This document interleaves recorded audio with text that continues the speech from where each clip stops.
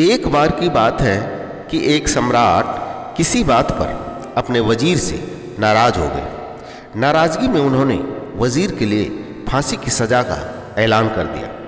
फांसी का समय शाम के 6 बजे मुकर्रर किया गया। फांसी की सज़ा दिए जाते समय वजीर दरबार में उपस्थित नहीं था। सम्राट ने सैनिकों को आदेश दिया कि जाकर वजीर को बता दो कि शाम को ठीक 6 बजे उसे फांसी पर लटका दिया जाएगा। सम्राट का आदेश मान सैनिक की एक टुकड़ी वजीर के घर पहुंची। उसके घर को चारों ओर से घेर लिया गया। कुछ सैनिक घर के अंदर भी गए। अंदर जाने पर उन्होंने देखा कि वहां तो जश्न का माहौल है। उस दिन वजीर का जन्मदिन था। उसके घर पर रिश्तेदारों और दोस्तों की चहल पहल थी। संगीत बज रहा था, नाच गाना चल रहा था। पूरे घर में पकवान की खुशबू फैल रही थी। कुल मिलाकर वहां का माहौल बेहद ही खुशनुमा था। सैनिकों ने भरी महफिल में ऐलान कर वजीर को फांसी की सजा के बारे में बताया। यह भी बताया कि फांसी शाम को 6 बजे दी जाएगी। यह ऐलान सुनकर वहां मौजूद हर शख्स हैरान रह गया। फौरन संगीत और नाच गाना बंद कर दिया गया। रिश्तेदार, दोस्त और परिवारजन उदास हो गए। तभी कमरे में छाई खामोशी में वजीर की आवाज गूंजी कि ऊपर वाले का लाख लाख शुक्र है कि उसने फांसी के लिए शाम 6 बजे तक का वक्त दे दिया। तब तक हम सब जश्न मना सकते हैं। वजीर की बात सुनकर दोस्तों, रिश्तेदारों और परिवारजनों ने कहा, कैसी बात कर रहे हो? फांसी की सजा सुनाई गई है तुम्हें और तुम जश्न मनाना चाहते हो। वजीर ने किसी तरह सबको समझाया और जश्न फिर से शुरू करवाया। दोस्त उदास थे लेकिन वजीर की खुशी के लिए जश्न में शामिल हो गए। यह खबर सैनिकों द्वारा सम्राट तक पहुंचाई।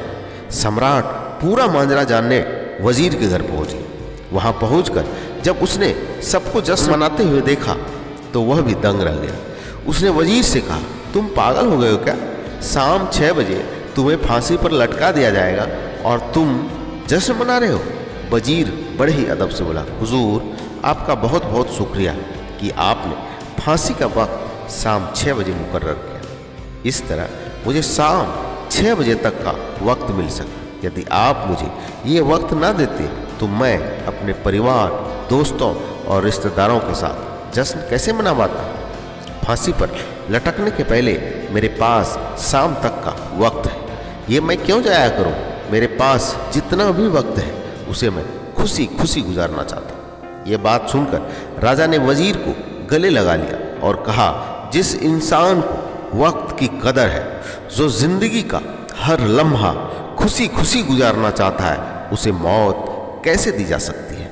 उसे जीने का पूरा हक है। तुम्हारी बातों ने हमारा दिल खुश कर दिया। तुम्हारी फांसी की सजा माफ की जाती है। दोस्तों, इस कहानी से हमें सीख यही मिलती है कि जिंदगी बेहद ही खूबसूरत है। इसका हर लम्हा खुशी के साथ गुजारना चाहिए। ये जरूर है कि जिंदगी में कई बार मुश्किलों भरा वक्त सामने आ खड़ा होता है और हम परेशान हो जाते हैं। ऐसे में हम जिंदगी जीना ही छोड़ देते हैं। मुश्किलों से हारना नहीं चाहिए, उसका सामना करना चाहिए और खुशी के साथ करना चाहिए। जो भी समय हमारे पास है उसका पूरा सदुपयोग करना चाहिए। ये जिंदगी बार बार नहीं मिलने वाली, इसे खुलकर जीना चाहिए। धन्यवाद।